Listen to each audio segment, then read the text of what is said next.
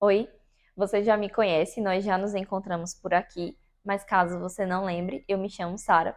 E hoje nós estamos aqui para uma aula um pouco diferente, ou melhor, um devocional um pouco diferente. Você certamente já aprendeu muitas coisas ao longo do Primícias, o nosso devocional diário. E eu aproveito para te parabenizar por isso, porque eu sei que muitas vezes você deixou de fazer alguma coisa para dedicar tempo a este momento de aprender mais sobre a fé cristã e de desenvolver habilidades para melhorar o seu relacionamento com Deus. Eu sei que isso exige, como tudo na vida, perseverança e determinação. Mas, embora você tenha acumulado tanto conhecimento, esse conhecimento não pode ficar só para você. Isso não é o suficiente.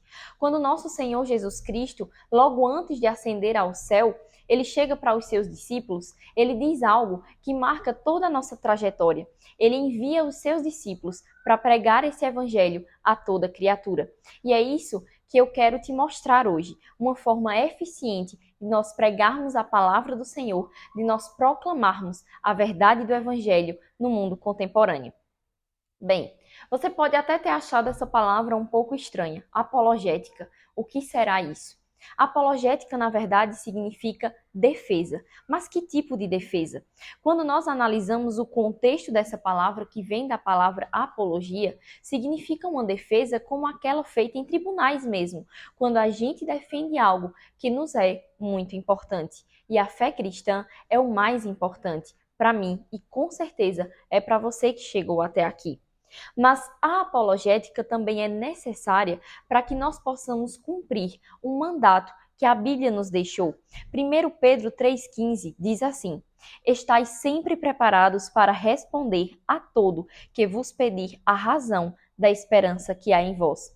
Se eu e você temos essa razão, essa esperança, é um ponto, mas só isso não nos basta para cumprirmos esse mandato cultural de levar o evangelho ao mundo. Eu e você precisamos estar preparados para falar sobre essa razão para as pessoas. Jesus é a razão da nossa esperança. É interessante que lá no capítulo 1 do Evangelho de João, ele começa descrevendo Jesus como o Logos de Deus. Na sua Bíblia pode estar escrito como o Verbo ou até mesmo como a Palavra, mas no original isso pode ser traduzido como o Logos. E o que é então o Logos? O Logos é um princípio da inteligibilidade. E que palavra difícil! O que será que isso significa? Na verdade, quando nós voltamos um pouquinho e entendemos o que o Logos significava para as pessoas daquela época, nós vemos que o Logos era tudo, era a base fundamental de todas as coisas. Era aquilo que unia, por exemplo, aquele mundo idealizado do mundo material, como descrito por alguns filósofos lá da Grécia Antiga. O Logos era o princípio fundamental da existência humana e de todo o universo. Era o princípio pelo qual nós podemos compreender todas as coisas. O que o apóstolo João nos traz é que Jesus Cristo é o Logos de Deus. Ele é o princípio para a compreensão de todo o universo e do que eu e você precisamos para viver.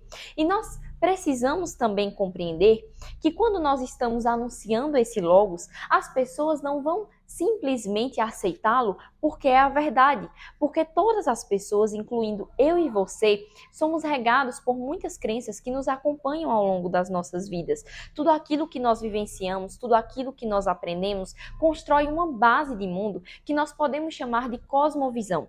A cosmovisão é aquilo que molda como nós enxergamos o mundo, como nós acreditamos nas coisas, como nós recebemos cada uma das mensagens. Então, toda vez que você anuncia o evangelho, aquela pessoa que está escutando aquilo que você está falando vai compreender aquilo baseado na cosmovisão que ela possui. Então, por isso, nós precisamos entender a cosmovisão que nos cerca para que nós possamos anunciar este evangelho de uma forma que as pessoas entendam.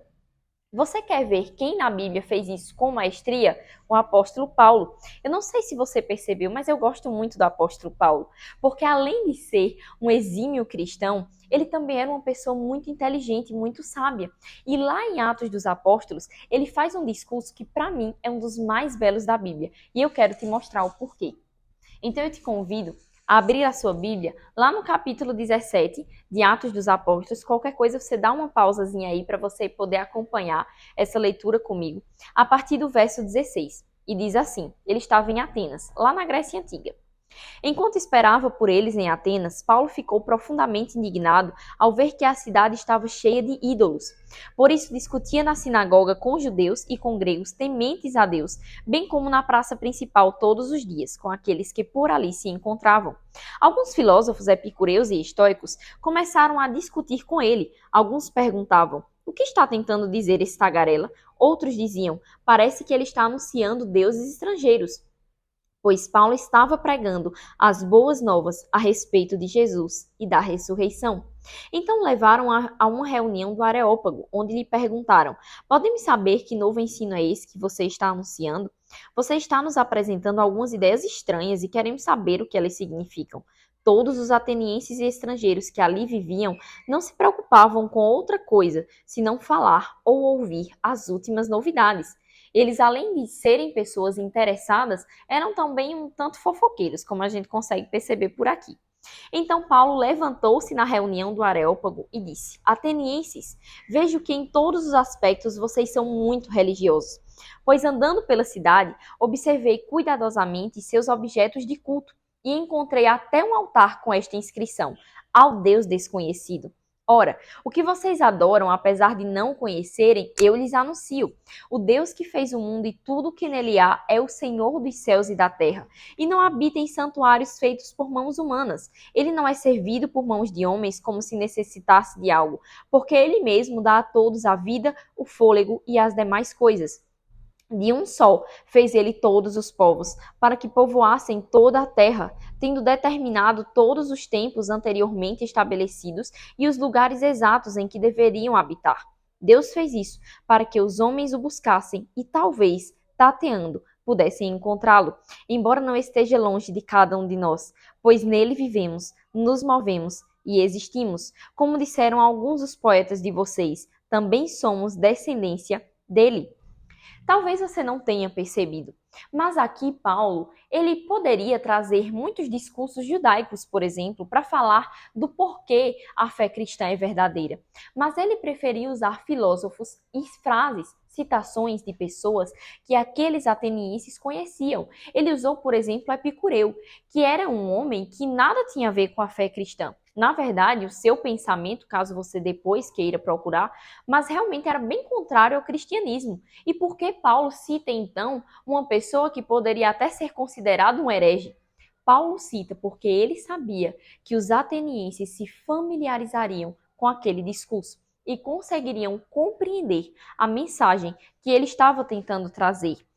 A tradição nos conta que Atenas, por ser uma cidade que integrava muitos povos, possuía uma galeria de vários deuses, uma cidade muito idólatra. Mas Paulo identifica um altar que é dito ao Deus desconhecido. O porquê desse altar? Os atenienses não queriam deixar nenhum deus sem ser homenageado. Então Paulo pega esse elemento de uma cultura idólatra e usa para levar a mensagem do Senhor. Eu e você também podemos fazer isso. Como exemplo da atualidade, nós temos C.S. Lewis, que viveu lá pelo século XX. E se você não o conhece, simplesmente pelo nome, talvez você conheça uma de suas obras, As Crônicas de Nárnia. E eu não sei se você já parou para analisar, mas As Crônicas de Nárnia é um livro que virou filme completamente evangelístico. O que C.S. Lewis estava tentando fazer era trazer a história do cristianismo revestida com uma roupagem de narrativa fictícia para que não assustasse aquelas pessoas que não queriam saber nada de igreja, do cristianismo. Então ele coloca outros nomes a figuras que na verdade representam os princípios mais fundamentais da fé cristã. É interessante que C.S. Lewis tem uma citação que eu considero uma das mais bonitas e mais elucidativas para a nossa fé. Ele vai dizer: os homens se tornaram cientistas porque esperavam lei na natureza, e esperavam lei na natureza porque criam num legislador. O que C.S. Lewis está nos mostrando é que, na verdade, elementos da nossa cultura contemporânea, como, por exemplo, a ciência, nada vão de encontro à fé cristã, mas são complementares para que possamos compreender a essência, o logos de todas as coisas. A Bíblia é uma grande incentivadora da ciência, por exemplo. Nós vimos que em Gênesis Deus estimula a nomeação e a apreensão do conhecimento desde Adão. E se você tem um professor, por exemplo, que queira dizer o contrário de alguma das nossas faculdades ou até mesmo da sua escola, você pode até apresentar alguns teóricos a ele. E aqui eu vou te falar de um que ele chama John Lennox, e talvez você não o conheça por nome. Ele é um grande matemático da nossa era, mas ele não é somente um matemático ou um simples professor de universidade. Ele é um dos maiores professores de uma das maiores universidades que nós temos hoje no mundo. E ele é um cristão. E ele não só é um cristão, como ele é um defensor, um apologeta da fé cristã. Ele dedicou toda uma vida a isso. E é interessante que ele vai nos trazer. Quando os ateus afirmam que a crença na existência de Deus resulta de um desvio da razão, eles revelam sem querer a sua crença de que a faculdade da razão está, nesse sentido, projetada para cumprir o propósito de descobrir a verdade. O que Lennox está nos trazendo não é nada mais do que aquilo que se encontra lá em Romanos capítulo 2, verso 12. E eu te convido a ler aí na sua casa, quando o apóstolo Paulo vai nos dizer que a lei do Senhor foi colocada no coração dos homens, independente deles terem acesso à Bíblia ou não. E o que eu estou querendo te mostrar é que, independente da cultura que você esteja inserido, da cultura que o ser humano esteja inserido, essa cultura vai, de alguma forma, apontar para um Criador. Eu e você vivemos numa cosmovisão secular, numa cosmovisão que rejeita não só os princípios de Deus, como a própria existência de Deus. Mas eu e você também temos armas da ciência, da história, da filosofia para mostrarmos a existência de Deus também nessa era secular.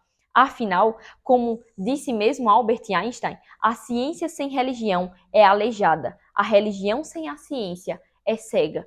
Eu e você podemos unir a cosmovisão cristã, mesmo em um mundo secular, para mostrar Deus às pessoas que estão se perdendo. E dessa forma, cumpriremos o propósito do Senhor, da proclamação do Evangelho.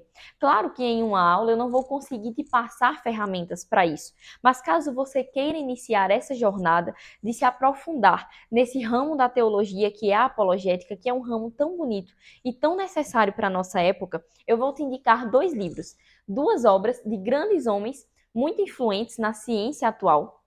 O primeiro chama Em Guarda, de William Lane Craig. Ele é um filósofo e com certeza você vai gostar muito de conhecê-lo. E o segundo é de John Lennox, o professor de matemática lá de Oxford, que eu já te citei. Inclusive, esse livro, Em Defesa de Deus, é uma resposta ao Richard Dawkins, que é um ateu muito influente hoje em dia. E certamente você vai gostar de se aprofundar nesses 2 livros. Se você é membro da Igreja Beth Shalom, você sabe que nós também temos lá uma biblioteca em que você pode pegar livros se você doar um livro também. Então, alguns desses livros de apologética já estão lá disponíveis e você pode se aprofundar nesse conhecimento e buscar proclamar a fé cristã de uma forma mais eficiente e cumprir assim o mandato do Senhor.